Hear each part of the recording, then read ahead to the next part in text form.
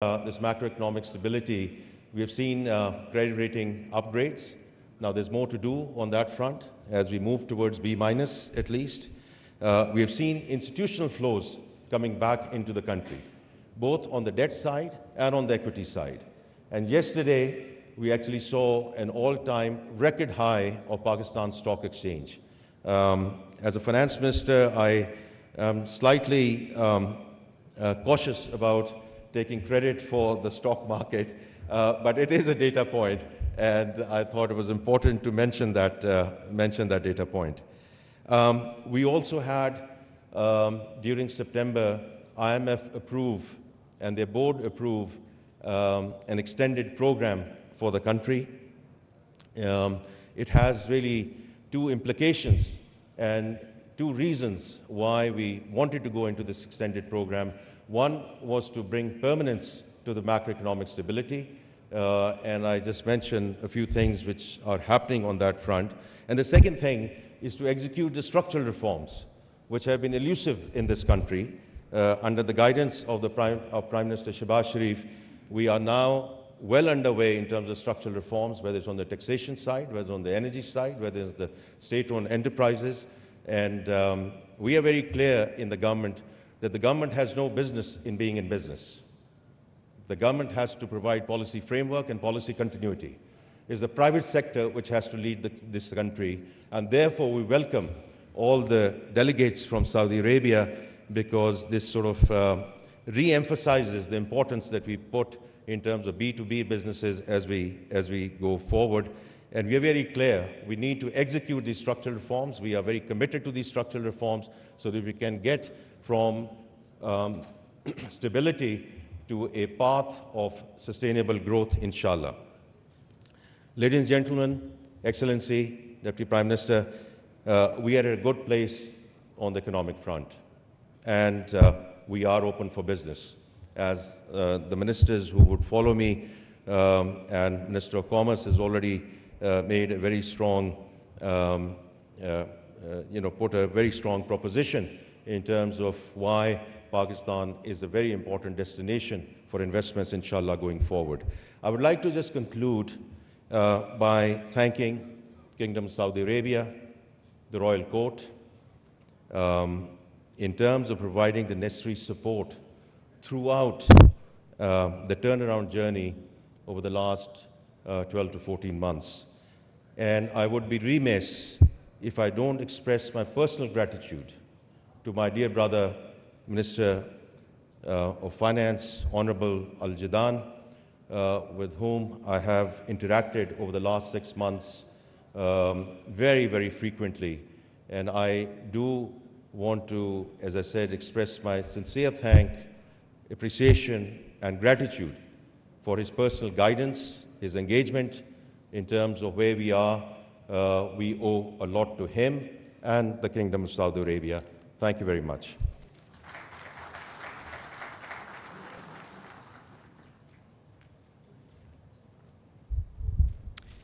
Thank you, Excellency, Federal Minister for Finance and Revenue, Senator Mohammad Aurangzeb, for your views. And as you rightly mentioned, the private sector has to lead the economy, and the economy is indeed in the growth phase.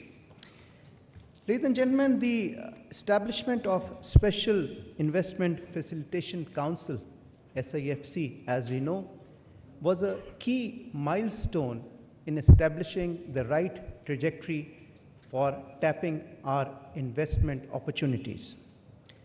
Now, I would like to show you briefly the potential and investment opportunities in Pakistan in this video.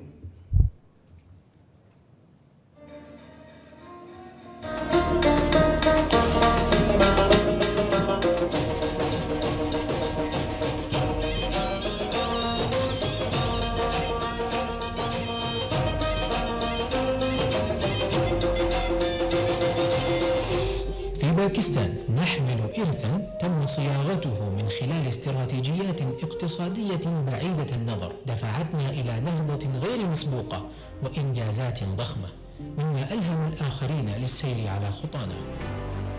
باكستان تواجه اليوم تحديات اقتصادية لكنها لم تفقد الأمل أبدا. بدأت حكومة باكستان خطة لإنعاش الاقتصاد الباكستاني بهدف الاستفادة من الإمكانيات الاقتصادية غير المستغلة والموارد الطبيعية الوفيرة، بالإضافة إلى القوى العاملة الشابة الماهرة لقيادة التحول الاقتصادي.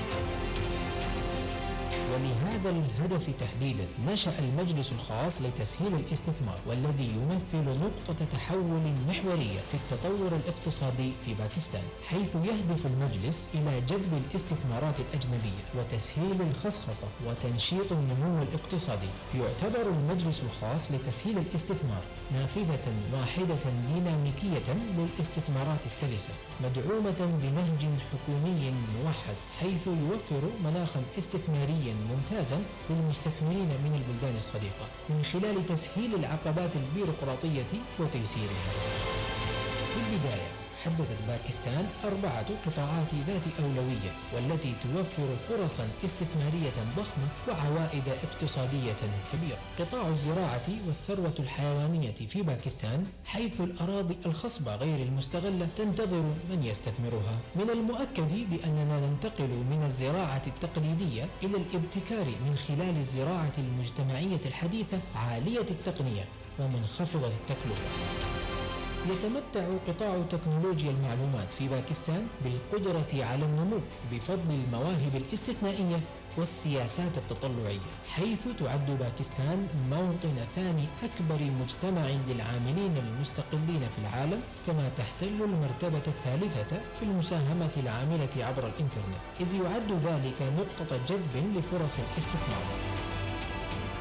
تعد الأراضي الباكستانية موطنا لسابع أكبر احتياطات النحاس في العالم، بالإضافة إلى احتياطات كافية من الذهب والحديد والمعادن الأخرى الضرورية للتحول العالمي إلى الطاقة الخضراء. كما تحتل باكستان المرتبة الثانية عالميا من حيث احتياطات الملح والفحم. يقدم قطاع المعادن فرصا استثمارية في مختلف المراحل، من التعدين إلى الصهر والتكرير والصناعات اللاحقة، مما يجعل القطاع ساحة مربحة للاستثمار. إدراكا لضرورة تلبية الطلب المتزايد على الطاقة، يوفر قطاع الطاقة في باكستان فرصا استثمارية كبيرة بفضل الخطط الاستراتيجية لتعزيز قدرات توليد الطاقة ونقلها والتحول التدريجي إلى الطاقة المتجددة. أصبح قطاع الطاقة في باكستان مهيئا للتحول إلى الطاقة النظيفة. ولكن لماذا الاستثمار في الاقتصاد الباكستاني المزدهر؟ يعد الموقع الاستراتيجي لباكستان بمثابة بوابة جنوب ووسط آسيا وما وراءها، مما يعزز التجارة والتكامل الإقليمي. تتمتع باكستان بقوى عاملة شابة ماهرة مستعدة للمساهمة في نجاح أي مشروع. تتمتع مناطقنا الاقتصادية الخاصة بأرباح عالية للمستثمرين بفضل البنية التحتية المصممة خصيصا بنظم الحوافز. باكستان تسير اليوم على طريق التحول وتستعيد عافيتها الاقتصادية، حيث المستقبل المشرق الواعد. ترحب باكستان بالانضمام إليها عبر خلق بيئة اقتصادية مربحة لكلا الطرفين، من خلال الاستفادة من المزايا التنافسية التي تتمتع بها باكستان، بما في ذلك المستثمرون المحليون ودولنا الصديقة.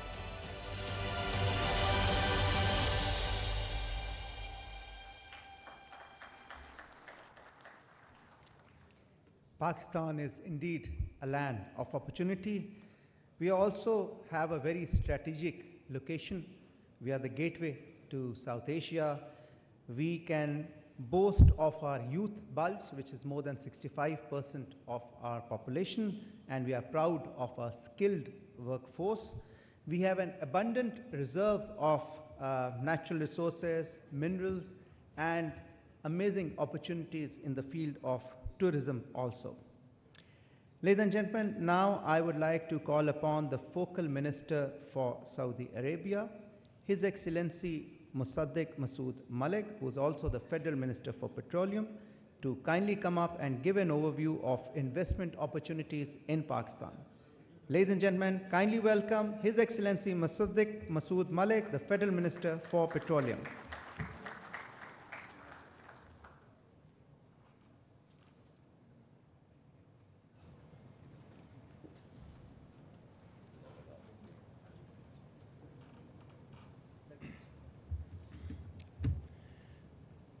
First of all, I would like to welcome my boss, the Deputy Prime Minister of Pakistan, Senator Ishaq Dar.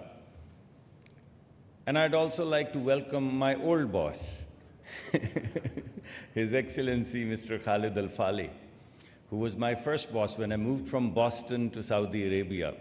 My first project and my first boss at Aramco was His Excellency Mr. Khalid Al-Faleh. So my current boss and my old boss both are present here. I'd also like to welcome all of my current friends, my cabinet members, my friends, Jalal Saab. I'd also like to welcome my new friends, particularly His Excellency Mr. Ibrahim Al-Mubarak. Thank you very much, the entire delegation, for visiting Pakistan. I have worked with many of you in the past in Saudi Arabia, so it's wonderful to see you again in Pakistan. When I used to go there, I used to feel that's my second home. Now that you're here, I'd like to welcome you to your second home. There is no doubt that we've had historical ties. Saudi Arabia is one country which has been Pakistan's ally forever. No matter how you cut it, you look at it economically, Saudi Arabia has been there. You look at strategically, Pakistan and Saudi Arabia have both held their hands. You look at it socially, our countries don't go as far back as our cultural ties. It spans over 1,400 years. Nothing goes deeper. So, if Pakistan was to pick one ally, who would it be? One. It would be Saudi Arabia, the kingdom. And that's that, and that about says it all. We historically have had these ties in traditional areas. We've had formidable friendship. Now we will like to transition from formidable friendship to a journey of growth and development and become partners. We historically have been thinking about safety, and nothing is more precious to a Muslim and to Pakistanis than our two holy mosques. And every Pakistani, all 240 million of them, would shed their blood in us without thinking, without blinking, for the safety of the two holy mosques. But now we will like to define this in terms of security 360, in terms of food security, in terms of economic security, in terms of energy security. So we want to make this transition. We've been exchanging, trading forever in our domestic markets. But there's a big revolution brewing outside globally, and we'd like to plug jointly into now these global value chains. And so far, we've been producing a lot of commodities, and Saudi Arabia has a lot of exposure to the oil economy. But out there is an industrial 4.0 revolution going on, for which both countries are ready. And we'd like to join our hands and move from where we are to this new destination. And ladies and gentlemen, what all I have said, it ties in very neatly with the grand vision of His Royal Highness, the Crown Prince. Seamlessly ties into it. If you look at the kingdom's vision, what do you see? You see growth. And when you look at Pakistani economic vision, what do you see? You see exports. So growth in Saudi Arabia, exports from Pakistan, they tie together. That's our journey. What else do you see? You see resource-intensive clusters and energy-intensive clusters in Saudi Arabia. And what do you see in Pakistan? Employment-intensive cultures. What do you see inside Saudi Arabia? A drive towards innovation, a drive towards diversification, a drive towards new technologies, new business models. And what do you see in Pakistan? A big thrust towards productivity. Everything that we're doing in Pakistan is about productivity. So when you put these things together, you see a natural synergy. We want remittances, you want indigenization, you want technologies. We have a lot of people, we have a lot of technology, we have a lot of engineering schools. It's all going to come together. In terms of your second thrust, a vibrant society, the values, the culture, the synergies, I think the only difference that you and us have, is the thobe, and I have one at home.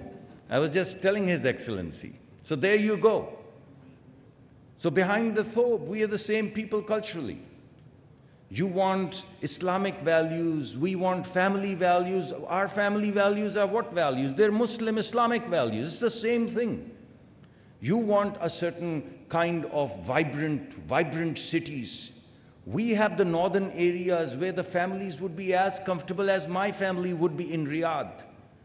So bring your families, go to these mountains that we just showed in the video, and that would be the cultural exchange, that would be the societal exchange, the vibrant society, a new fabric that we can jointly weave. And from our perspective, as you would hear from SIFC, as you've heard from our Minister of Finance, and as you would hear from my boss, the Deputy Prime Minister, you would hear this. We are going to cut through the red tape and lay out a red carpet. That's our theme. You've already digitized. You're already creating a digital ecology. So everything comes together. Our vision, your vision, our vision together, it all converges as we move forward. We have a very clear strategy to do this, and I'd lay this out for you very quickly. First and foremost, we would leverage the assets that we already have. You know that we have mining resources, and you know that there is an electrification revolution brewing in the world. And the backbone of this electrification revolution is going to be copper. And we're probably the 6th or 7th richest country in terms of copper. And there's no electrification revolution without copper. And you have the biggest clusters of smelting in Saudi Arabia. You take this raw material, you smelt it, and we jointly move it downstream, and we've all plugged into this great revolution of electrification. So we leverage. You have the world's largest resources of crude, and we have a growing population and a stable economy which is poised to grow at 4 to 5%. So all of these crude resources we can lock into, from crude to chemical, from crude to liquids, a great opportunity. And you are digitizing, not just within Saudi Arabia, but creating a global footprint in terms of artificial intelligence, in terms of machine learning. And what do we have? We have engineering schools. We have more engineers than we can accommodate at a price which is unmatchable across the world. So we leverage these resources together to plug into global value chains. That's our first strategic thrust. And we open up new markets. In order for us to open these new markets, to build this economic highway, we need infrastructure. We need road infrastructure, we need rail infrastructure, we need port infrastructure.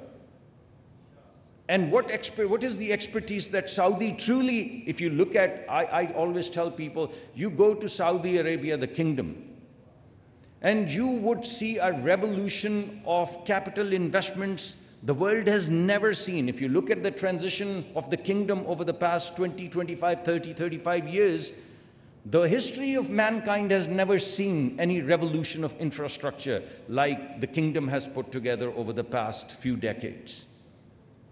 So with that kind of expertise in infrastructure and this kind of need of infrastructure, you put this together and you get all the answers. So we have the infrastructure both to unleash our mining resources, but also to tap into new Central Asian markets. A whole new economy which is sitting out there.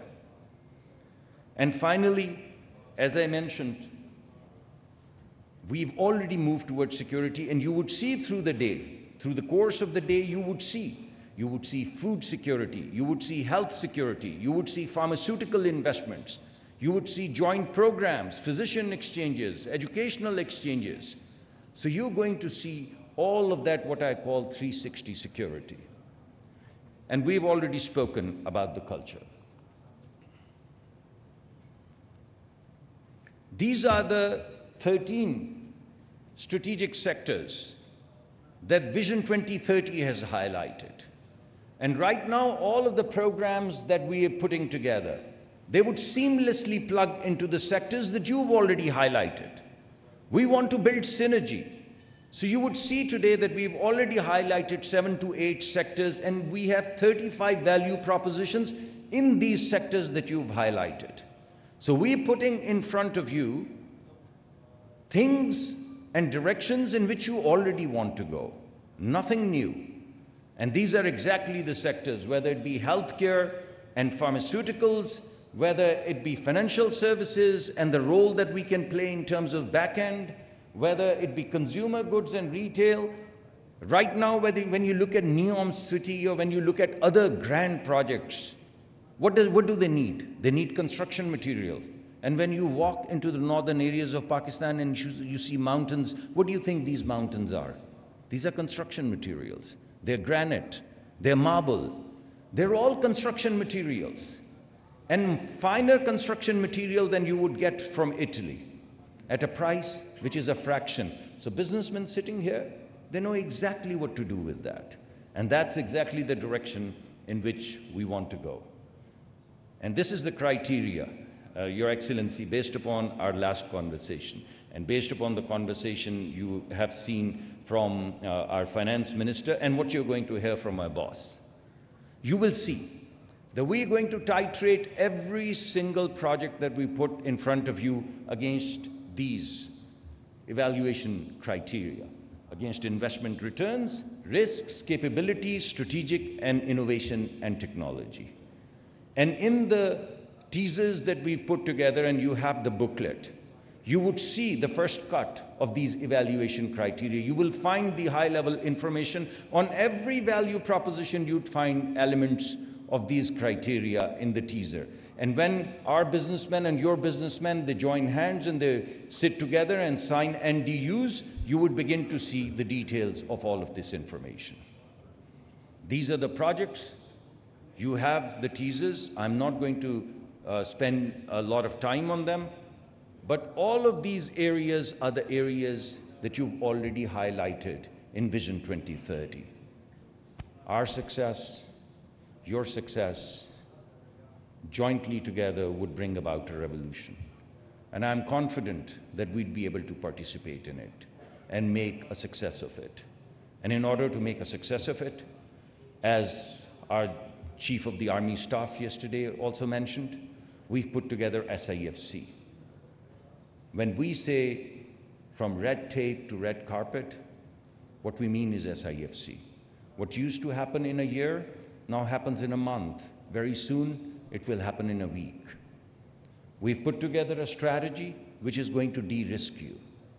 And right now, we've hired the best-in-class people to take these ideas, to take these teasers, and make them very detailed value propositions through process of due diligence and business plans.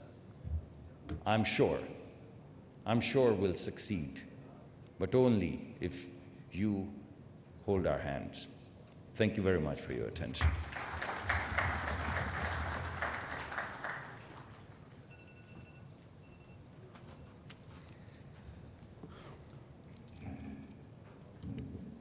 Thank you. Thank you very much, Excellency, and Excellency Musaddiq Masood Malik, for your enlightening views. And obviously, the motto is, the idea is to create synergies between both our countries, whereby our visions can be actualized by leveraging our assets, building infrastructure, ensuring food security, and sharing cultures. You also identified 13 strategic sectors for the Vision 2030, whereby we need to build synergies. Ladies and gentlemen, as we move on, I would now like to request Excellency Waleed Al-Murshid, the Head of International Finance Corporation in Saudi Arabia, to please come up and give a presentation on supporting cross-border investments. Ladies and gentlemen, please welcome Mr. Waleed Al Murshid, the head of International Finance Corporation in Saudi Arabia.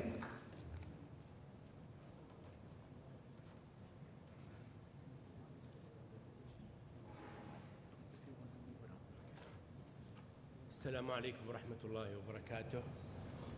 Your Excellency, thank you for giving us the opportunity to present IFC supporting cross-border investment between Saudi Arabia and Pakistan.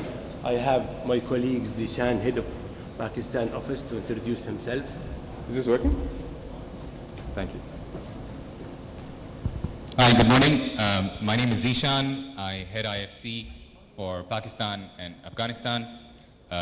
We're grateful, Waleed and I, to have an opportunity to talk to you a little about the way IFC views investment opportunities cross-border between Saudi and Pakistan. And the reason we're happy to have this opportunity is both Pakistan and Saudi Arabia are strategically critical countries for us. These are countries where we have significantly stepped up our engagement. And a big part of our role as a development institution is to promote cross-border investments by credible private groups in Saudi Arabia into Pakistan, but also credible Pakistani groups into Saudi Arabia. And that's really the crux of what we're going to present. We only have a few slides. Happy to then answer any questions later on. Waleed, do you want to kick us off? Yes, we will talk today about IFC, International Finance Corporation, mega multilateral investment guarantee agency. I mean, since IFC started in 1956, we invested over 400 billion US dollar. Our focus is manufacturing, agribusiness service, financial institution group, infrastructure, trade and funds. And we are not only providing loans, but we participate in equity, mobilization, blended finance, upstream, structure finance, and trade finance. Also, we provide advisory, and it is very important in our region, providing PPP privatization, environment, corporate governance, social and environment, gender, and climate. This is some of the partners of companies. Right. Okay. Just if you go to the last slide. Is this working? Yeah. Just to give you a sense of numbers. So IFC is the largest global multilateral that is focused entirely on investment in private sector. On average, we invest roughly around $55 billion across developing countries in the world. We only invest in developing countries. In Pakistan, we invested over $2 billion last year. And the idea really is to scale up what we do, not just in other countries around the world, but also in Pakistan. We'll talk a little more about what we're doing in Pakistan in the subsequent slides. This is some of the partners that we worked with in Saudi, in Pakistan, and globally. I'll just highlight some of these companies, like Aqua Power. IFC worked over 10 years with Aqua Power, financed them in many countries, and we participate in equity. I'll give other example, Mara'i, Saudi German Hospital, and etc. But one of the things that we established many companies in Saudi, and it was the first company. Example of Saudi Home Loan, this is the first housing finance company over 15 years. And His Excellency Minister Musaddeq, he was part of us to advise us on establish the first housing finance company. You want to talk about some I think you example? covered the Saudi partners. Just to emphasize the fact that for us, supporting private sector, whether in the country of destination, whether that's in Pakistan or in Saudi, or bringing in global players, is a core part of our strategy. So the top left-hand corner is global companies that we in countries, and the companies at the bottom are invested in. I mean, just to highlight what is our priority in Saudi. cross-border investment, South-South investment. We worked recently with over 60 companies in Saudi Arabia, helped them expand their investment cross-border, and we invested over $4 billion US. And also we focus on selective transactions that is first of a kind, like housing finance, insurance, leasing, and we do advisory, especially PPP, SMEs, corporate governors, and I will just highlight like first airport, Medina Airport, first private airport in GCC. This is done almost over 10 years ago, first health project, and overall it's a very profitable market for IFC Saudi Arabia, and it's a priority. And now I will ask my colleagues, Zishan, to take over to talk about Pakistan.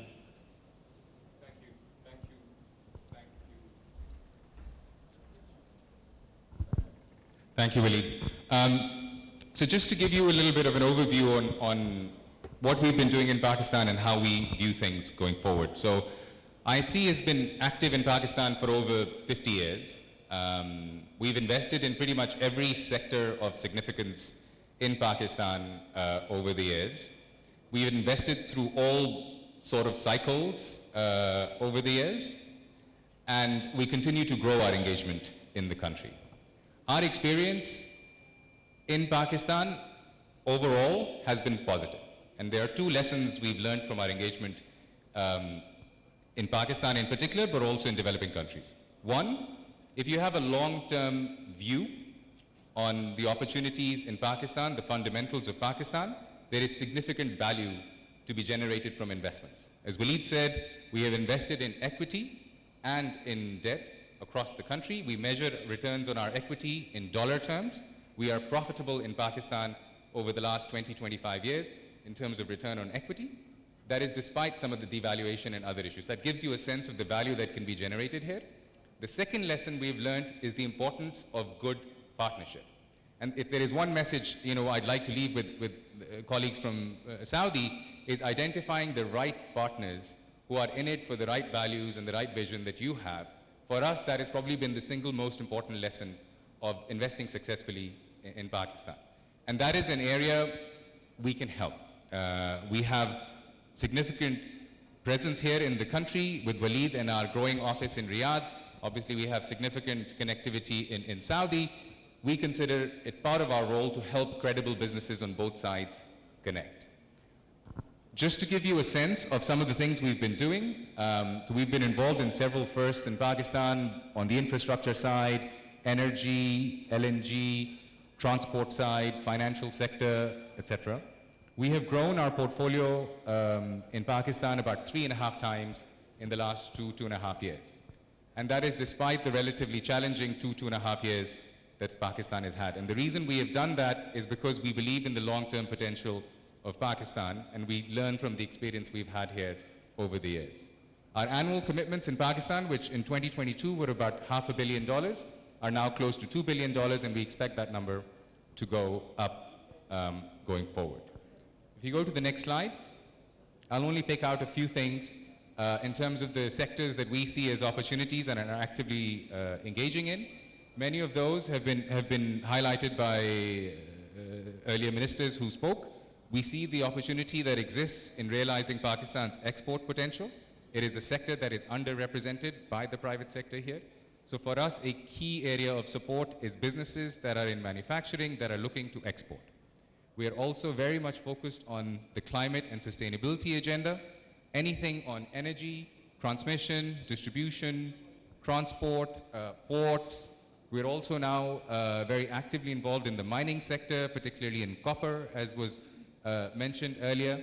So for us, we see a number of opportunities across the infrastructure space as well as in the manufacturing space, where our focus is very much on enhancing competitiveness of Pakistani private businesses and realizing their export potential. And a lot of the time, again, in terms of our learning of being here in the market, is businesses here have capital, but are keen on access to foreign know-how. that is something that Saudi corporates who have exposure to other parts of the world can bring. So there is a lot of synergy that can be generated between the technical expertise and the capital that may come from Saudi groups with the Pakistani companies here that have ambitions to grow. So that's all on in terms of IFC. I wanted to just spend 2 minutes on MIGA. As you saw in the first slide, there are two parts of the World Bank Group that are relevant to private sector engagement. One is IFC, that provides financing, provides advice to private groups. The second is MIGA. MIGA is essentially an entity that provides risk insurance for foreign investors coming into developing markets. And there are a number of typical risks they cover. The three main categories are political risk insurance, credit enhancement, and then trade finance. Within political risk insurance, there is insurance for transfer restriction and convertibility, expropriation, war, civil disturbance. In credit enhancement, probably the most powerful tool that MIGA has is called non-honoring of sovereign obligations.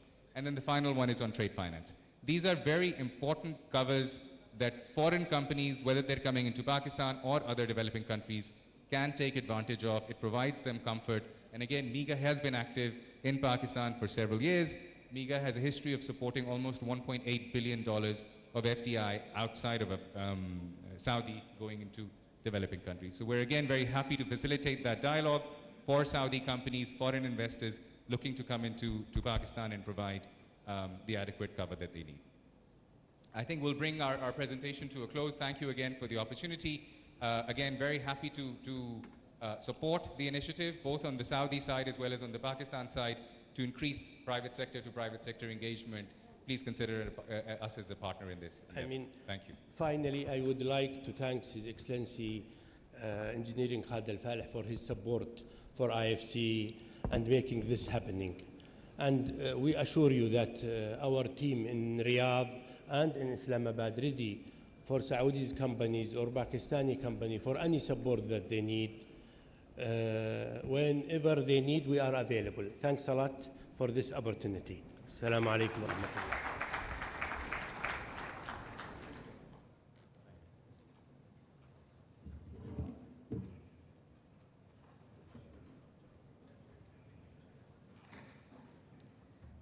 Thank you very much, Excellency Waleed Al-Murshid, the head of International Finance Corporation in Saudi Arabia, assisted by Mr. Zishan. And you mentioned that IFC has invested about $2 billion in Pakistan in the last year. And I'm sure there are many more to follow, given the kind of right potential which is there for investment in Pakistan going forward. Ladies and gentlemen, now we have another presentation. And for that, I would like to call upon Excellency Thamer Al-Shetri from Exim Bank of Saudi Arabia. Please welcome Excellency Thamer Al-Shetri from Exim Bank of Saudi Arabia. I would now like to request him to kindly come up and share his presentation in today's forum.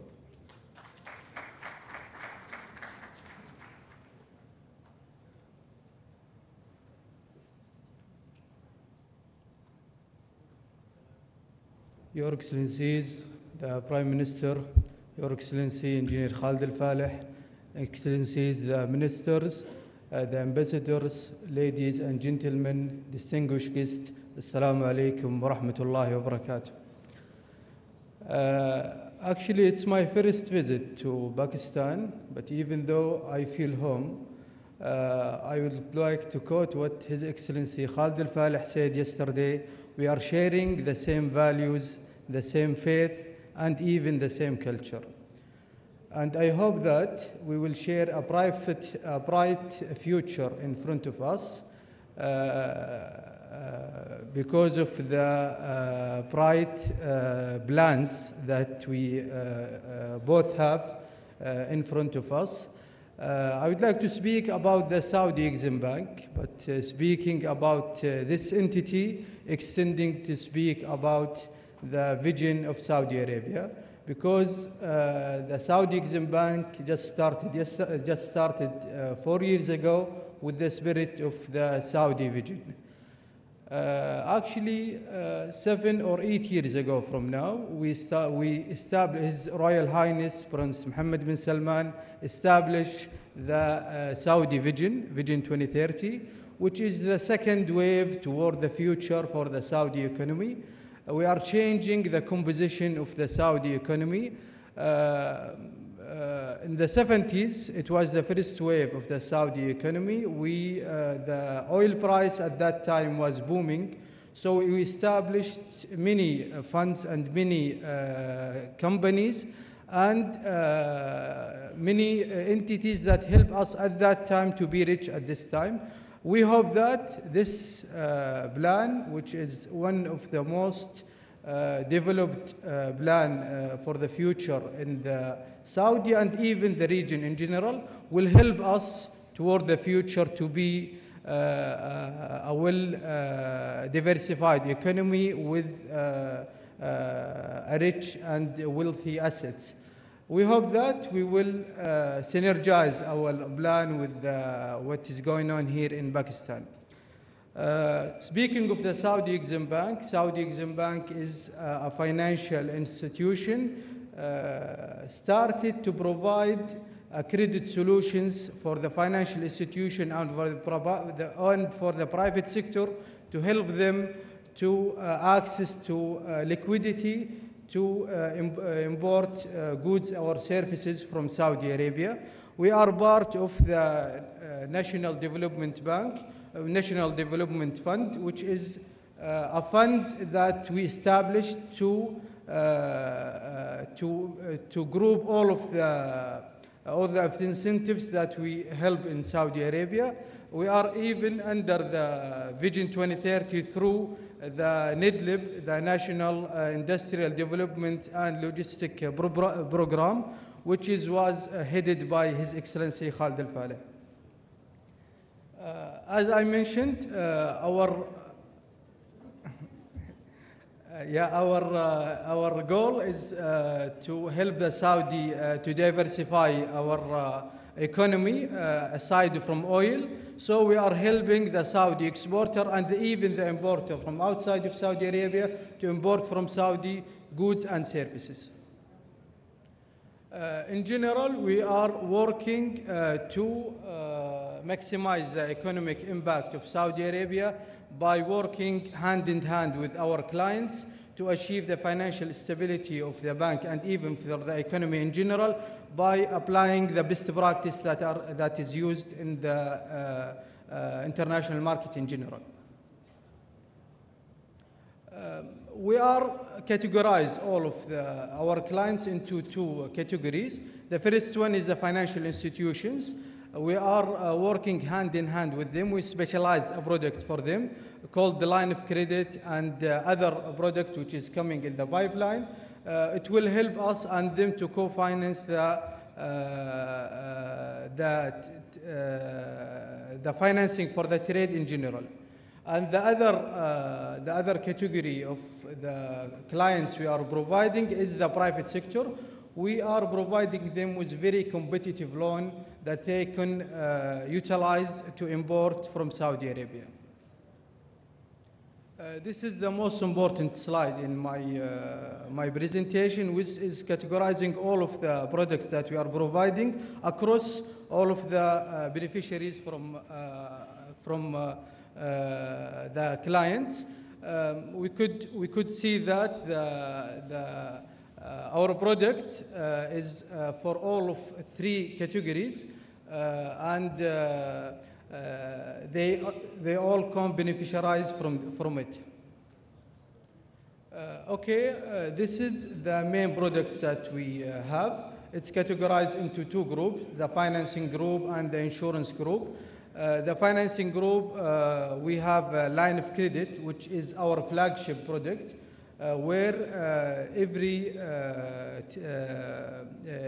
private sector in any country could access to a capital in their local banks, where they can import from Saudi Arabia.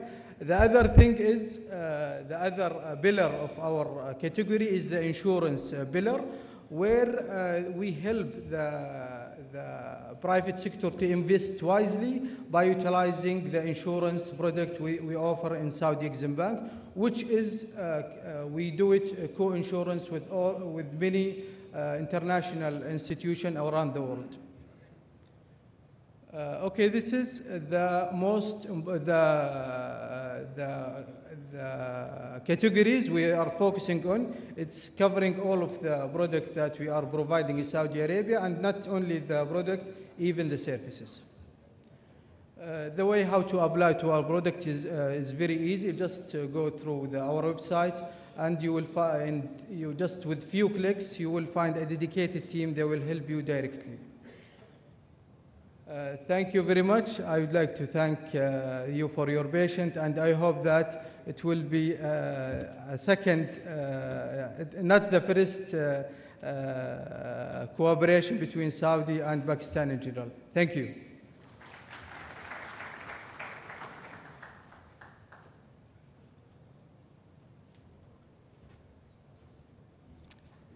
Thank you very much, Excellency Tamer Al-Shetri, representing Exim Bank of Saudi Arabia. And obviously, the main priority of Exim Bank is to facilitate trade and provide security for exporters, which is rightly being done. And obviously, you would like to capitalize on the potential that Pakistan is offering in terms of investments. Ladies and gentlemen, now I would like to call upon His Excellency Mr. Abdul Aleem Khan, the Federal Minister for Investment, to come and address this august gathering. Please welcome His Excellency Mr. Abdul Aleem Khan, the Federal Minister for Investment.